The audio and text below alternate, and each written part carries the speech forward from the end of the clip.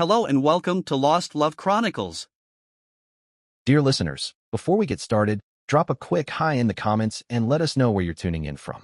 Also, if you have any suggestions for us to make the channel better, please let us know. Now let's start with the story. I'm Andrew, 34 years old. Before all this went down, I thought I had a solid life. Really thought I was doing everything right. This all unraveled over the past 2 years, but before that, things seemed stable. Good, even. I worked as a financial analyst at a mid-sized investment firm. Nothing flashy or headline-worthy, but I busted my ass to get there. See, I come from a blue-collar family. My dad worked the railroad for 35 years, long hours, calloused hands, steel-toed boots worn down to the sole. My mom waited tables at the same roadside diner for most of my childhood. They didn't have much, but they scraped together enough to help me through community college. The rest, I earned. Every step of the way.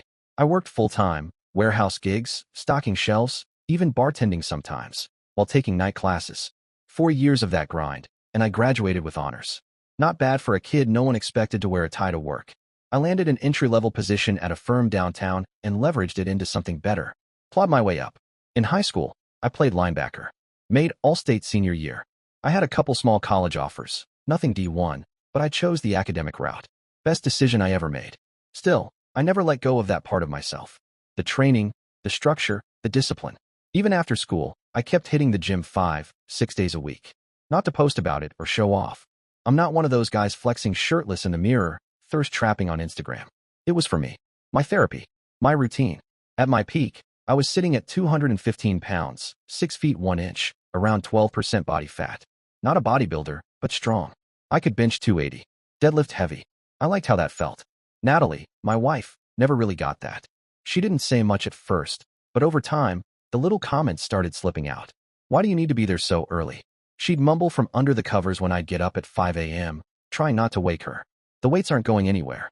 I'd just lean down, kiss her forehead, and say softly, "Go back to sleep, Nat. I'll be back before you even wake up." Looking back now, that should have been a sign. She never tried to understand the things that mattered to me. Not really. We met at a friend's barbecue 6 years ago. One of those Saturday afternoon things with paper plates and too much beer. I saw her across the yard, standing near the cooler, laughing with someone I didn't know. Blonde, fit, perfect smile. She had this effortless confidence, like the world bent slightly to accommodate her. Honestly, she was way out of my league. I almost didn't walk over. Almost. But then she caught me looking. Smiled. That kind of smile that made it impossible not to try. "Hey," I said, stepping up beside her. "Mind if I cut in on this beer monopoly?" She tilted her head. "That depends. Are you one of those guys who thinks IPAs are a personality trait?" I laughed. "Only on Wednesdays." We hit it off. She worked in marketing for a luxury brand, high-end watches or handbags or something like that. She always looked sharp, impeccably dressed, every hair in place. She knew how to talk to people, how to own a room. She was the kind of woman who makes heads turn when she walks into a room. I fell hard for her. No hesitation. Proposed after a year. I thought I was the luckiest guy alive when she said yes. Our wedding? Pinterest perfect. We had the whole vineyard set up, sunset vows, 150 guests sipping craft cocktails. She wore this designer dress that probably cost more than my first car, strapless, silk, imported lace. She looked stunning, of course, like something out of a bridal magazine. During the reception, my dad pulled me aside. He was a few drinks in, slurring just enough to know he meant what he said, even if he didn't mean to say it out loud. "Son, you sure about this one?" he asked, squinting past his glass of bourbon. "She seems a little high maintenance." I laughed, just brushed it off. "Come on, Dad. It's the wedding. She's allowed to be a little extra today." He grunted, didn't press it, but I still remember the way he looked at me. Not angry, not even judgmental, just unsure, like he saw something I didn't. Back then, I told myself he was just being old school. He didn't get modern women, strong women, confident women. That was what I told myself. But looking back now, man, the red flags were waving like crazy. I just refused to see them. She got irritated whenever I brought up budgeting. Always rolled her eyes like I was being a buzzkill. I'd be there trying to talk about our future, planning for a down payment, or saving more for retirement, and she'd say something like, "God, Andrew, can we not talk about spreadsheets for once?" And she'd subtly dig at my family, never directly, but enough to sting. Like when we'd visit for Sunday dinner, and she'd whisper, "Your mom still uses boxed mashed potatoes? That's cute." She never showed any interest in what I did. I'd come home drained, talking about the stress at work, markets tanking, client pressure, and she'd glaze over instantly. "That sucks," she'd say, barely looking up from her phone. Anyway, guess what Hannah said at the meeting today? You won't believe it. So I'd sit there, nodding along as she unloaded every petty office drama while mine sat bottled inside. But we had the house. The picture-perfect suburban home with the open-concept kitchen she had to renovate the moment we moved in. White quartz countertops, farmhouse sink, gold hardware, stuff I didn't know existed before she showed me 100 mood boards. And we took those winter trips to Cabo. She'd spend hours getting the right beach shots for Instagram, always turning our vacation into a photo shoot while I just wanted to sip a beer and feel the sun. Her feed was full of us, laughing on a balcony, clinking glasses at sunset, walking hand in hand on the beach. Carefully staged, filtered, cropped. Smiles dialed up just right. Funny how none of those pictures showed her face when I'd tell her I was too tired to go out with her friends after a 12-hour day. And despite all of that, I honestly thought we were solid. Yeah, the bedroom stuff had cooled down. Yeah, she was more interested in her phone than me most nights. But I figured that was just marriage. Happens to everyone, right? We still had date nights, though she always chose the restaurant. We still said I love you, though it was usually me saying it first. We still talked about the future, though her version always seemed to include me climbing the ladder, making more money, affording more stuff. God, I was such an idiot. Here's where everything goes to hell. It all started during busy season at work. I was clocking 60-hour weeks, buried in spreadsheets, analyzing portfolio performances for our biggest clients. Most nights I stayed late. Some weekends, I brought work home. Natalie wasn't thrilled about it. "You're never around anymore," she said one night, arms crossed, her wine glass barely touched. "I'm doing this for us," I told her. "The overtime pay is good, and this project, if I nail it, it could mean a promotion. Less grunt work in the future." About 3 weeks into that insane schedule, I started feeling off. Not in a dramatic way at first. Just this constant exhaustion, like bone-deep fatigue that didn't make sense. My muscles ached like I'd killed myself at the gym, except I hadn't even been to the gym. I'd been skipping workouts, trying to conserve energy for work. Still, every morning I woke up feeling like I'd been in a car accident. I had this persistent headache that just wouldn't quit, dull, pounding, like my brain was pressing against my skull. Advil didn't touch it. And then the chill started. Randomly, in the middle of the afternoon. I'd be sitting at my desk with the sun shining outside, and suddenly I'd be freezing, like someone had flipped a switch inside me. One night, while we were both in the living room, me curled up under a throw blanket, her scrolling on her phone, I finally said something. "Think I should see a doctor," I muttered, rubbing my temples. "This doesn't feel like just a cold." She didn't even look up, just tapped something on her screen and said flatly, "You're always looking for excuses to skip date night with my friends." What? No, Natalie, I've been feeling like crap for days. Then take some Advil and man up. Maybe if you weren't dragging yourself to the gym every morning, you wouldn't be so tired. That was classic Natalie. Everything somehow became about her. And even when she was pretending to offer advice, it came with a side of criticism. I didn't respond. Just sat there feeling small. Weak. Still, I pushed through another week. Tried to stick to some kind of routine, but I could barely finish half a workout without feeling like I was going to black out. My body just wasn't cooperating. One morning, I nearly dropped a dumbbell on my foot. That's when I stopped going altogether. At work, people started noticing. I'd be sweating through my shirt at my desk, in an air-conditioned office. Coworkers gave me weird looks, polite concern in their eyes, but not much else. My boss even called me into his office one afternoon. "Everything okay at home?" he asked gently. I blinked at him. "Yeah, fine. Just fighting off a bug, I think."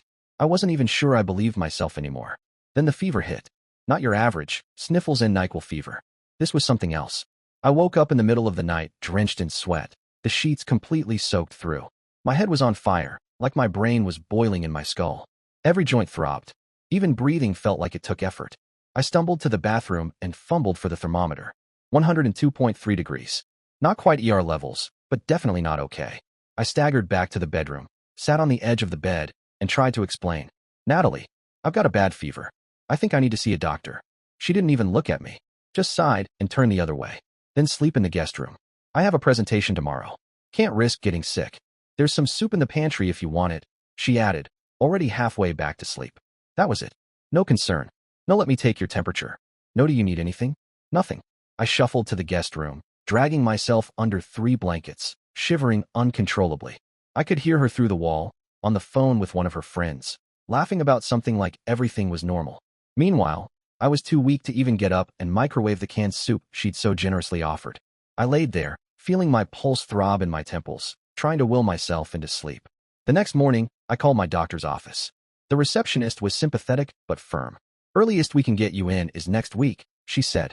If you get worse, we recommend urgent care or the ER. I told myself I could tough it out. Just a couple more days. The weekend was coming. Big mistake. At around 3 a.m. on Sunday, I woke up and I couldn't move my right side properly. My arm felt heavy, almost numb, and my leg, it wasn't responding right. I shifted under the blankets, and the room tilted like I was on a boat mid-storm.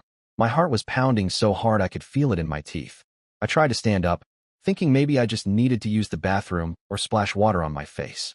I didn't even make it halfway. I collapsed, crashing into the nightstand and knocking it over. The lamp shattered. My phone hit the floor and skidded under the dresser. I hit the ground hard. Knee, shoulder, cheek, all in one messy thud. The noise must have woken Natalie. She appeared in the doorway, leaning against it, arms crossed, her silhouette backlit by the hallway light. She didn't rush over, didn't ask if I was okay, just stood there like I'd spilled a drink at her party. Seriously, Andrew? It's the middle of the night, she said, voice flat, more annoyed than concerned. I was on the floor, trying to push myself upright, but barely able to lift my head. My mouth wouldn't form words right, like half of it wasn't working. I think something's really wrong, I managed to slur. I can't feel my arm. The room's spinning. She rolled her eyes, and let out this theatrical sigh, like I'd asked her for something ridiculous. I'm not your mother, Andrew. Handle it yourself. I've got that client meeting at 9, and I need my sleep. And with that, she turned and walked away, closed the door behind her. I lay there, stunned, not just from whatever was happening to my body, but from her complete absence. 15 minutes, maybe more, I lay there on the floor, trying to will my body to cooperate. My right arm hung uselessly at my side, and my leg felt like it didn't belong to me. Eventually, using mostly my left side, I dragged myself back to the bed, crawled across the mattress, reached for my phone. I couldn't focus enough to use the touchscreen. It was a blur of icons and pain. So I used voice commands, slurring out, call Xavier. Xavier's my older brother. Lives across town. 30 minutes away on a good day. But he made it in 20. I'll never forget the look on his face when he came into that room. Eyes wide, mouth half open like he was trying to keep it together. Jesus Christ, Andrew, he said, crouching down, helping me sit up. Why didn't you call an ambulance? I mumbled something about insurance. About not wanting to overreact. About how I didn't want to wake the whole neighborhood with sirens. Xavier didn't waste time arguing. He just grabbed my sneakers, slid one onto my foot, and wrapped an arm around me. I couldn't walk straight. My leg was dragging, and it took almost all his strength to half carry me down the stairs. Natalie didn't even come out of the bedroom. Not a word. Not a glance. Nothing. Xavier left a note on the kitchen counter. Taking Andrew to Memorial ER, it said. That was it. Short and direct. Like a timestamp on how far gone things were. The ER was chaos. Saturday night bleeding into Sunday morning. That's when all the worst shows up. Drunks, bar fights, car wrecks, people screaming, people passed out. But the second the triage nurse saw me, sweating through my clothes, listing to one side, barely upright, she called for a wheelchair. No clipboard. No wait. They roll me back fast. Machines beeping. Lights too bright. My fever had spiked to 105. My blood pressure had tanked, dangerously low. By this point, I could barely stay conscious. Things moved fast after that. I barely remember chunks of it. Blurry lights, voices layered over each other like static. People in scrubs hooking up 4 lines, drawing blood, adjusting monitors.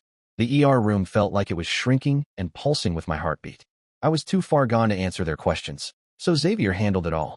Rattled off what he knew of my medical history, which wasn't much, just allergies, no major conditions. I caught words here and there, but they didn't make sense until one of the doctors said it clearly enough for me to hear. Septic shock.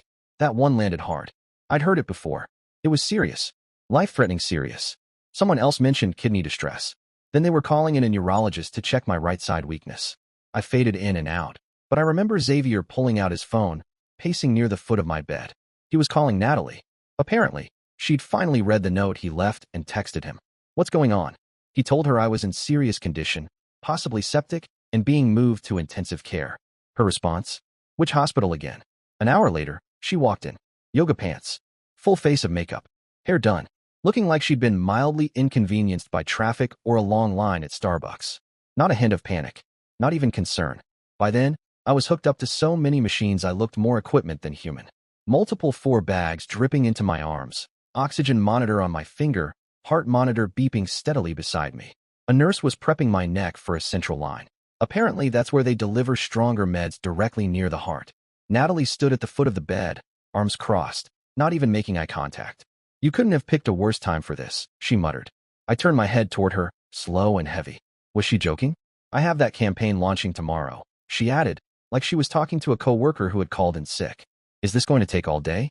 Should I cancel my afternoon appointments? The nurse, Patricia, according to her badge, froze for half a second. Then she turned to Natalie with this look. Not angry, just baffled. Like she'd heard something so wildly out of place it took her a second to process it. Ma'am, she said, calm but firm, your husband is critically ill. His infection has gone septic, which means it's in his bloodstream. He's going to be here for a while. Natalie's expression didn't change much. She gave this tiny shrug, like she'd just been told her Uber was going to be late. Then she sighed and sat in the visitor's chair in the corner of the ICU room. She pulled out her phone, scrolled Instagram, didn't ask questions, didn't lean over to squeeze my hand, didn't look up while the doctors explained that I had a severe bacterial infection that had gone systemic. I was literally fighting for my life, burning up from the inside out, body failing. And Natalie was out there tapping hearts on beach selfies and leaving fire emojis on her friend's new haircut. Like I was just inconvenient. I have to go, she finally said, standing up and slinging her purse over her shoulder. She didn't come closer, didn't even glance at the monitors or acknowledge how many tubes I was connected to. I'll check in tomorrow, she added, already halfway to the door. Try not to be so dramatic with the doctors. They're busy people. And then she left. Xavier waited until the door clicked shut behind her before speaking. Are you kidding me? He snapped, voice low but vibrating with anger. You could die and she's worried about a marketing campaign? I couldn't even respond. My brain was foggy, like someone had stuffed it with wet cotton. I just remember watching the monitors flash red and yellow, the beeps speeding up and slowing down like a broken metronome. The infection was wrecking me. They said later that my organs were teetering on the edge, kidneys especially, and that my lactate levels were sky high. That basically means your tissues aren't getting enough oxygen, and your body starts to break down. It's a measure of how close you are to crashing. I drifted in and out of consciousness for the next 2 days. Xavier stayed, as much as they'd let him. He took notes, asked questions, stood in the hall talking to specialists when I couldn't keep my eyes open. He called our parents, 3 states away, and filled them in while trying not to panic them. Natalie? She came once. 15 minutes. I remember her walking in, setting her bag on the chair, and immediately launching into a complaint about the parking situation. It's ridiculous. I had to circle the lot 3 times, she said, like she was talking about bad service at a restaurant. Then it was the nurses. They kept asking me who I was and what I was doing here. Like, hello? I'm his wife. She didn't touch me, didn't hold my hand. She didn't ask how I was or what the doctors were saying. No tears, no concern, nothing. What she did do, though, was take a selfie in the ICU waiting room before she left. I found out later that she posted it to Instagram. Filtered, angled, captioned. Tough times test us all, prayers needed. Stay strong, wife. Steve, the overnight nurse who'd been checking on me hourly, told Xavier that the staff had started a betting pool. 15 years I've been doing this, he said. Never seen a spouse so uninvolved when their partner's this sick. Usually, we're practically begging them to go home and sleep. On day 3, I turned a corner. My fever started to break, and my vitals stabilized enough for them to move me out of the ICU. I was still in rough shape, but the danger of me dying in the next few hours had passed. Xavier texted Natalie to let her know the news. Her response? Great. So he'll be home soon. No visit that day. Just a text. Swamped at work, but we'll try to swing by tomorrow. My parents got there that evening, after driving 14 straight hours through the night, barely stopping except for gas. My mom burst into tears the second she saw me. She gripped my hand like I might slip away if she let go. Dad stood stiff beside her, trying to keep it together, nodding like he believed the machine's beeping meant I'd be okay. But after a minute or two, he had to step out of the room. I could hear him in the hallway trying to keep from losing it. Where's Natalie? My mom asked, gently brushing my hair back from my forehead like I was a little kid again. Xavier just shook his head. They didn't ask again. The next day, the infectious disease specialist came in and finally gave us some answers. I was sitting up, barely, with 3 pillows propping me and a fog still hanging over everything. But I remember the look on his face, somewhere between impressed and concerned. You had a rare complication from strep, he said. Yes, regular strep throat. It likely started as a minor infection, probably didn't even seem serious at first, but the bacteria entered your bloodstream and triggered a condition called necrotizing fasciitis. I blinked at him, unsure if I'd heard right. Flesh eating? He nodded grimly. In your right shoulder muscle. That's why you couldn't move your arm. If your brother hadn't gotten you here when he did, we'd be having a very different conversation. You would have likely lost the arm. Or your life. The words didn't fully sink in. My body was too drained to panic.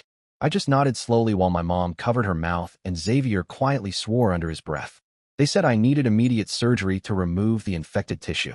Because I was still drifting in and out of full consciousness, they asked for my next of kin to sign the consent forms. Xavier explained, his wife, she's unavailable right now. The surgeon just stared at him, then turned to my parents. The look on his face said everything. Disbelief, confusion, maybe even a little disgust. My mom signed the paperwork with trembling hands. The surgery lasted 3 hours. They removed a big section of muscle from my right shoulder. But they saved the arm.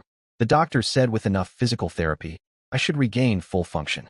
I wouldn't be disabled, just scarred. It was a win by all accounts. When I came to in recovery, the lights were dim and the room was spinning slightly. But Xavier was there. So were Mom and Dad. They looked exhausted but relieved. Their eyes were red from crying, but they smiled when they saw me awake. No, Natalie. She sent flowers the next day. Not even hand-delivered. A delivery guy showed up with a generic arrangement and a card that read, "Get well soon. Miss you. Love, N." The nurse who brought them in exchanged a look with the charge nurse like they'd seen this before. I pretended not to notice. Pretended the flowers mattered. By day 5, I was still weak as hell but fully conscious. I could sit up for a few minutes at a time. The fever had finally broken. The antibiotics were working, and I wasn't seeing double anymore. I could hold short conversations without passing out. My parents had gone to Xavier's place to rest, promising they'd be back for evening visiting hours. That's when Natalie finally showed. She came in wearing a tailored blouse and slacks, business casual, like she was dropping by between meetings. Not a trace of emotion when she saw me. Not even fake sympathy. She sat in the chair by the window and immediately pulled out her phone, thumbing through it like she was checking the stock market. The doctor came in to explain what came next: extensive care during recovery. The infection had ravaged my body, significant muscle loss, possible long-term heart and kidney issues, a long course of 4 antibiotics, and daily wound care for the surgical site. Natalie kept scrolling. Finally, without even looking away from her screen, she asked, "How long will that take?" Then she glanced up, briefly, from her Instagram notifications. "I have that conference in Chicago next week. The one I told you about months ago," Natalie said, like she was reciting a line she'd rehearsed. "It's really important for my career." The doctor didn't flinch. His tone stayed calm, professional. "Mr. Thompson will need several weeks of recovery at home, followed by months of rehabilitation. He won't be able to return to work for at least 6 weeks, possibly longer. He'll require assistance with daily activities, wound care, and transportation to medical appointments." Natalie's face fell. "But I have that conference. And the charity gala the week after. Andrew, you know how important those are." The doctor turned his eyes to me for a second, then back to her. "Mrs. Thompson, your husband nearly died. His recovery needs to be the priority right now." He left after that, quietly, and the room settled into an uncomfortable silence thick enough to choke on. Natalie didn't say anything, just went back to scrolling on her phone, sighing every so often like she was trapped in the world's most boring waiting room instead of sitting next to her husband in a hospital bed. I watched her fingers move with robotic precision across the screen. Flick, flick, like the situation in front of her wasn't even worth a glance. My mouth was bone dry from the meds. I could feel my tongue sticking to the roof of my mouth. I tried to reach for the water cup sitting on the tray table, but it was just barely out of reach. My hands were still shaky. Every small movement felt like running a marathon. I'd already spilled water on myself twice trying to drink without help. I hesitated for a moment, then asked as evenly as I could, "Natalie, could you hand me that water, please?" She didn't look up right away, just let out a breath like someone had asked her to solve a math problem. Then finally, she raised her eyes and stared at me like I was an inconvenience. "Jesus, Andrew, I'm not your nurse," she said. "Handle it yourself. You've got a call button right there." That's when it hit me, 6 years of marriage. And in the moment I needed her most, my wife had less compassion for me than the night janitor who came in earlier and asked how I was feeling while emptying the trash. Less concerned than the cafeteria worker who noticed I hadn't touched my meal and brought me an extra cup of Jell-O, saying, "You need to keep your strength up, honey." I didn't respond. What was there to say? I just nodded and looked away, pretending it didn't sting. Later, when the nurse came in, she found me still trying, pathetically, to reach the cup. She gently lifted it, held the straw to my lips, helped me take a few sips, then checked my temperature and fluffed my pillows. "Your brother's here," she said a few minutes later. And I don't think I've ever felt more relief in my life than when Xavier walked through the door. He took one look at me, slumped, exhausted, trying to keep myself upright, and then over at Natalie, still glued to her phone, watching TikTok videos with the volume up. And something in his face changed. Xavier's always been the easygoing one in the family. The one who jokes at funerals, who can make a nurse smile after a 12-hour shift. But in that moment, his expression hardened. His jaw clenched. His hands balled into fists at his sides. He looked like he wanted to throw Natalie's phone out the window. "I need to talk to you in the hallway," Xavier said to Natalie, his voice taut with controlled anger. She rolled her eyes and muttered something under her breath, but followed him out. I couldn't hear what he told her. All I know is that when they came back 10 minutes later, something had changed. Natalie was quiet. Subdued, almost. She didn't say a word to me, just picked up her bag and mumbled something about a meeting she couldn't miss. She was gone before I could even ask what that was about. Xavier stayed until visiting hours ended. Helped me eat the sad excuse for dinner they'd brought in, even though my appetite was shot. We talked about nothing in particular, TV shows, random memories from high school, dumb stuff that didn't matter, just enough to keep me tethered to normalcy for a while. Before he left, he paused at the foot of my bed. His expression had shifted, serious now, like he'd been holding something in all evening. "Bro," he said quietly, "I found something you should know about." I looked at him, heart sinking. "How bad?" I asked, already knowing from the look on his face that whatever it was going to hurt. He stepped closer and gently squeezed my good shoulder. "Focus on getting better first," he said. "We'll talk when you're stronger. I've got your back. You know that, right?" I nodded. And then he left. That night, for the first time since being admitted, I cried. Not from the pain, though there was plenty of that, but from the realization that the person who was supposed to love me most in this world couldn't even be bothered to hand me a cup of water when I was too weak to reach it myself. 12 days. I spent 12 days in that hospital, fighting my way back. The infection had ravaged my body. I lost 22 pounds, mostly muscle. I could barely walk to the bathroom without needing to catch my breath. My arms trembled trying to hold a fork. The mirror showed a stranger, pale, gaunt, sunken-eyed. Marcus, my physical therapist, started coming by on day 6. Big guy, buzz cut, no-nonsense attitude. "This is going to be hard. Andrew," he said bluntly. "You were in great shape before, which probably saved your life. But you've got a mountain to climb to get back there." We started small, embarrassingly small, just lifting my arm, squeezing a stress ball, standing up from the bed without getting dizzy. Every task felt like a battle, and even the tiniest victories left me exhausted. But Marcus had this way of pushing without breaking me. "Your body's been through war," he told me one morning, adjusting the strap on my sling. "We need to respect that while challenging it to rebuild." Xavier came by every day, never missed. Sometimes he brought coffee, sometimes just himself. My parents, too, had flown in and were staying at his place, coming to the hospital daily. My boss called a few days in, told me not to worry about anything on that end, that my job was secure and they'd hold the line until I got better. "Just focus on recovery, Andrew. That's your only job right now," he said, and I almost teared up. It felt good to be seen, to matter somewhere. Colleagues sent cards. One guy I barely knew from HR organized a food delivery schedule so my family wouldn't have to worry about meals. A care package showed up with a tablet loaded with movies and puzzle games. No note, just from your team. That meant more than I can explain. Dave, my best friend from high school, drove 3 hours just to sit by my bed for the afternoon. He brought beef jerky, a bag of Skittles, and a terrible joke about hospital gowns. We didn't talk about the infection. We just laughed, quietly, about nothing. And Natalie? She visited 4 times. 4 times in 12 days. Her husband almost died, and she could only be bothered to show up 4 times. Each visit was shorter, more impatient. She acted like I was doing this to her. She did bring me clean clothes once, but just stuffed in a plastic grocery bag. Not folded, wrinkled as hell. Like an afterthought. Like I should be grateful she even did that much. The last time she came, she stayed for 20 minutes, most of which she spent complaining. "I had to cancel my hair appointment because your mom asked me to pick up those bandage things," she said, her fingers tapping through Instagram without looking up. "I mean, seriously, I don't understand why she couldn't just order them online. It's not like I don't have my own life to deal with." I didn't respond. I didn't have the energy. I just focused on the stress ball in my hand, doing the grip reps Marcus had taught me. My shoulder ached, but I welcomed the distraction. The day before my discharge, Xavier pulled a chair up beside my bed. He looked tired, real tired, like he hadn't slept much. He waited until the nurse left the room before speaking. "I need to tell you something," he said. I sat up a bit straighter. I already knew this was going to be bad. The look on his face gave it away. He rubbed the back of his neck and glanced at the floor. "I went to your place to grab more clothes and I used Natalie's laptop to print out your insurance forms. Couldn't find yours." I nodded slowly, unsure where this was going. While I was printing, a message popped up. He hesitated. It said, "Can't wait for tonight." He still doesn't suspect anything. "Bring that lingerie I like." I blinked, but didn't say anything. He continued.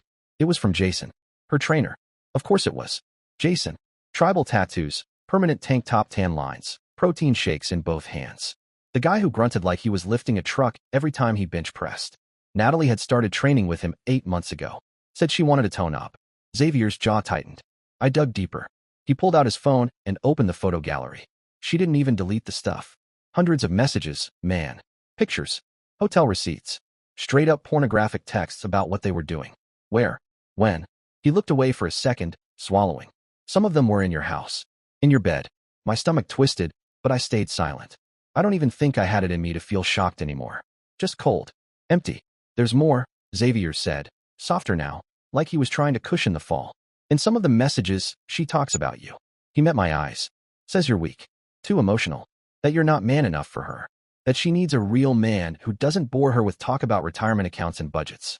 He held up his phone and showed me the screenshots. I didn't even have to zoom in. I recognized her typing. Her tone. Her sarcasm. There it was, plain as daylight. Natalie, my wife, the woman I nearly died still thinking about, joking with her lover about how I'd gotten soft and boring since we got married. She said she settled for financial stability, but needed excitement elsewhere. That line hit harder than anything else. Not the photos. Not the messages. Not even the fact that they'd been using our bed. No, it was that sentence. Her truth laid out with the kind of brutal clarity you only use when you think the other person will never read it. She didn't marry me for love. She married me because I was safe. Predictable. Steady. And then she went looking for chaos to feel alive. But the worst part? The most recent messages were from when I was in the ICU. While I was literally fighting for my life. Half conscious, hooked up to machines. They were making plans. Jason had written, "Sorry to hear about Andrew, but since he's in the hospital, does that mean you're free tonight?" Her response, "Definitely. Xavier's staying there playing the protective brother, so the house is empty. Bring wine." I didn't react at first. Didn't yell. Didn't cry. I just sat there. Like a switch flipped. "I knew you needed to know," Xavier said, sliding his phone back into his pocket. "But I wanted to wait until you were stronger." He looked exhausted. Angry. Protective. The kind of brother who'd take a bullet for you. Then go find whoever pulled the trigger and make sure they didn't get a second chance. "There's more at home," he added. I took pictures of everything before she could delete it. I nodded slowly. I wasn't angry. Not yet. That would come later. Fury like lava just beneath the surface. But in that moment, all I felt was clarity. Cold, pure clarity. Like someone had finally cleaned the window I'd been staring through for years. The puzzle of my marriage came into focus, every jagged piece snapping into place. 6 years. 6 years of making excuses for her. Of convincing myself her distance was just her personality. That I needed to be more understanding, more patient. That her lack of interest in my work, my family, my goddamn life was somehow normal. It wasn't. None of it was. "I need your help," I said quietly. "I'm not going back to that house." Xavier didn't hesitate. "I've already got it covered. Mom and Dad are with me on this. We've got you." Later that night, while the nurse was checking my vitals, she paused and looked at the monitor. "Your blood pressure's up," she said gently. "You feeling okay?" I gave a humorless chuckle. "Just found out my wife's been cheating on me." She froze for a second, then placed her hand over mine. "Oh, honey," she said, shaking her head. "While you've been in here, that's not a wife. That's a placeholder till the right woman comes along."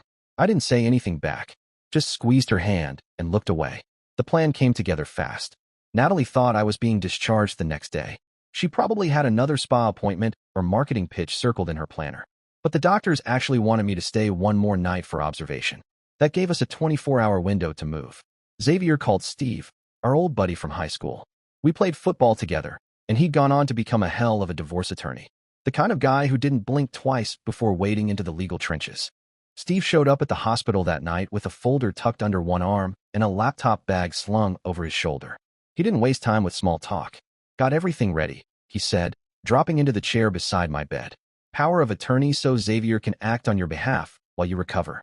Authorization for the bank to secure your personal accounts. And this," he tapped the folder, "is the start of the divorce paperwork. Preliminary stuff, but solid enough to get the ball rolling." He leaned in, voice low but steady. "Don't confront her yet, Andrew," he said. "Not until you're stronger and have everything in order. She's shown you who she is. Believe her." That's what Steve said before he left that night. I signed everything, my hand still trembling from the nerve damage and weakness, but the signature came out clean enough. Good enough for the courts, good enough for me. Steve promised to file first thing in the morning. "Andrew," he said, pausing in the doorway, "I've seen a lot of divorce cases in my time. But this is cold, man. You deserve better." I didn't reply. just nodded, my throat tight. The next morning, while Natalie was supposedly at work, though, according to her phone location, she was at Jason's apartment, Xavier, along with our cousins Tim and Eric, went to the house. They didn't trash the place, didn't take anything that wasn't mine. We weren't here for revenge, just clean extraction. They took what was undeniably mine, my clothes, personal items, my grandfather's watch collection that I'd inherited and treasured, the stuff that mattered, my diplomas, awards, all my important documents. Nothing that could be disputed. Xavier had already rented a small ground-floor apartment just a block from his house. Easy access. First floor. No stairs. An accessible bathroom with a walk-in shower, which made everything safer for someone like me who was still recovering. Mom came over right away and stocked the kitchen with all the right stuff: lean proteins, fruits, vegetables, vitamin supplements, foods to rebuild strength. Dad set up the bedroom with an adjustable hospital-grade bed. Said he'd found it at a medical supply place on short notice, better for my shoulder and easier to get in and out of. Tim, who works in IT, made sure the place had a strong internet connection and set up a new laptop for when I was ready to start working remotely again. No pressure, just the tools waiting when I needed them. Eric installed grab bars in the bathroom and even added non-slip flooring. You fall once, and I'll never hear the end of it from Aunt Laura, he joked, trying to lighten the mood. Everything was done with care, thought, love. When Natalie found out I'd been discharged to Xavier's instead of coming home, she was pissed. Not worried, not concerned, just angry. She called immediately, her tone sharp. Why would you do that without telling me? She snapped. I'm your wife. I had everything ready for you here. Lie. Xavier had already told me what he saw at the house. My side of the closet was packed with her yoga gear. The guest room, where I'd been staying before landing in the hospital, still had the same dirty sheets on the bed. The fridge had 3 bottles of wine, half-eaten takeout containers, and 1 open yogurt. That was it. Nothing resembling a recovery setup. No meds, no groceries, no signs that anyone had even cleaned, let alone prepared for a post-op patient who'd nearly died. I kept it simple. I texted her back. I need time to get stronger. Staying with Xavier for now. Her response came within seconds. Is your family turning you against me?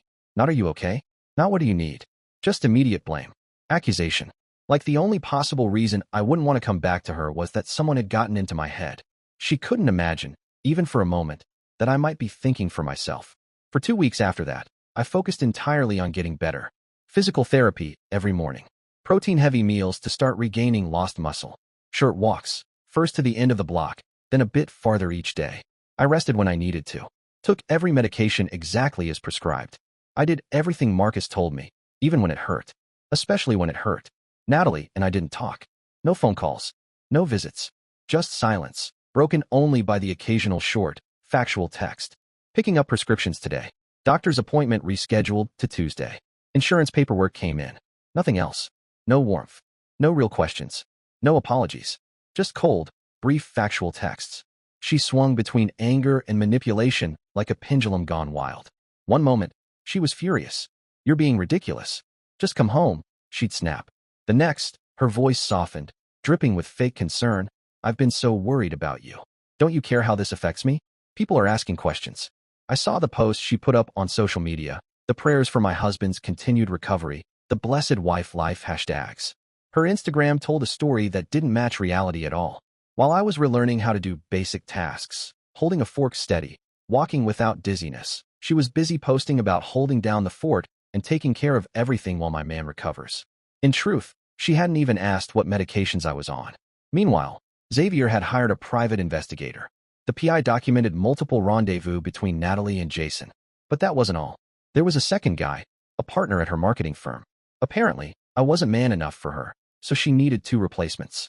Steve was busy building a rock-solid divorce case. In our state, adultery alone doesn't automatically give you better terms, but abandonment during a medical crisis combined with misuse of marital funds, that was a different story.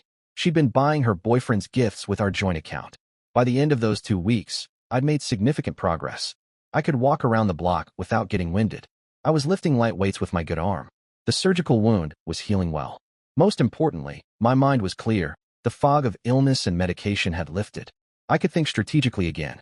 The day I finally felt strong enough, I called her and asked to meet at a coffee shop near Xavier's place. I chose a public location deliberately, both for witnesses, in case she made a scene, and because I didn't trust myself to be alone with her in my apartment. Not because I'd hurt her, but because I wasn't sure I could stay strong if she turned on the waterworks. She showed up looking perfect, as always. Designer jeans, an expensive blouse, hair and makeup flawless. But her eyes widened when she saw me. I was still 15 pounds down from my normal weight, the surgical scar visible just above the collar of my shirt. But I'd started looking healthy again, and more importantly, my eyes were clear. No more brain fog, no more weakness, just clarity and purpose. What is this dramatic exit about? She demanded, sitting down across from me with that sharp edge in her voice. You nearly die and then decide to blow up our marriage? Are you having some kind of breakdown? Her eyes narrowed. Because this behavior is not normal, Andrew. I studied her face. This woman I'd loved for 6 years, the woman I'd planned a future with. The same woman who couldn't be bothered to help me drink water when I was too weak to help myself. The woman who'd slept with another man in our bed while I was fighting for my life in the ICU. Without a word, I slid a folder across the table toward her. Inside were the PI's photos, screenshots of text messages, hotel receipts, credit card statements showing gifts she'd bought for her boyfriends with our joint account. On top was a particularly damning text exchange from the day I'd gone into septic shock, her complaining to Jason that my neediness was interfering with their plans. Her face went white as she flipped through the evidence. I sat silently, letting her see it all, the secret credit card she'd opened in my name, the hotel charges, the texts mocking me, calling me weak, boring, not man enough. The conversations planning their meetups while I was hospitalized. I know everything, I said calmly when she finally looked up. I filed for divorce. You'll be served tomorrow. Your stuff will be packed and moved to storage by the end of the week. The house is going on the market. Her face went through a fascinating series of expressions: shock, anger, calculation, and then, suddenly, an attempt at seduction. She reached for my hand across the table. Andrew, baby, I made a mistake. I was stressed and scared with you being so sick. It didn't mean anything. We can work through this. Maybe see a counselor. I pulled my hand away. You slept with another man in our bed while I was in the ICU with organ failure, I said quietly but firmly.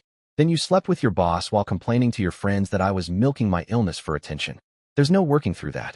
She switched tactics instantly. Her eyes hardened. You've been so distant, always at work or the gym. What was I supposed to do? You barely touched me for months. And then you get sick and expect me to be Florence Nightingale? I'm not built for that. You're right, I said, standing up. You're not built for it. That's why I'm leaving. The man she thought was too weak to leave her just did. I walked out, leaving her sitting there with the folder of evidence. Xavier was waiting in the car outside. How'd it go? I asked Xavier when I saw him that first night after the confrontation.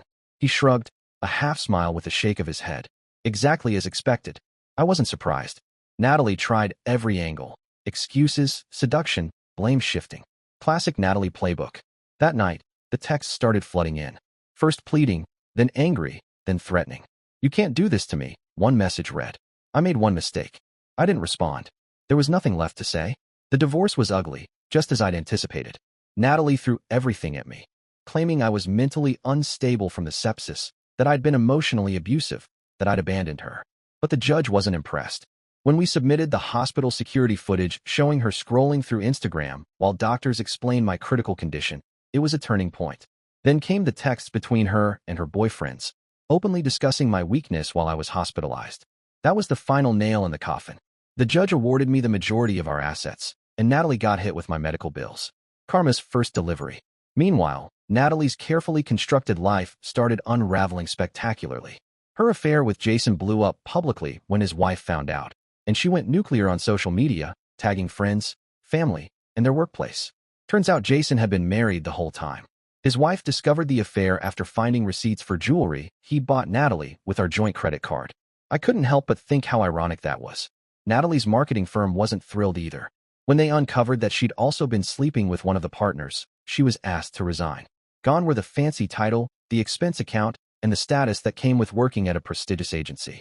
Jason dumped her immediately, of course. He begged his wife for forgiveness, claiming Natalie had pursued him aggressively and that he'd made a terrible mistake. The partner at her firm? Already engaged to someone else. When everything blew up, he denied everything, claiming Natalie was unstable, making things up for attention. Typical damage control. I watched it all unfold from a safe distance, neither gloating nor intervening. By then, the divorce was finalized, and I'd moved on with my life. But mutual friends kept me updated on the highlights, and every now and then, I'd catch social media updates from people we both knew. But karma? It wasn't done. About a year after the divorce, Caroline, my new girlfriend, and I were moving into our new house. An upgrade from my post-divorce apartment, with enough room for her home office and my expanding home gym. Then Xavier called. "Dude, you won't believe this," he said, excitement clear in his voice. "Natalie just got fired from her new job." "What? Again?" Turns out she'd been bad-mouthing her boss to colleagues, not realizing the boss's assistant was within earshot. I shook my head. Seriously? The same boss who'd taken a chance on her despite the scandal at her last job?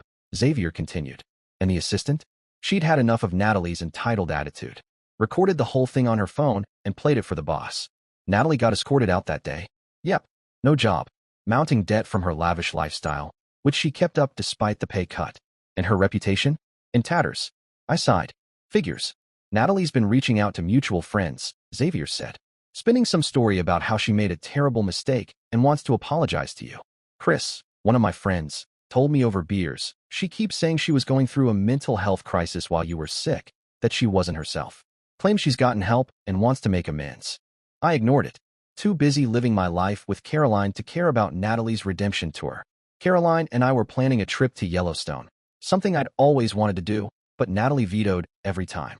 Too few luxury hotels, not enough Instagram opportunities.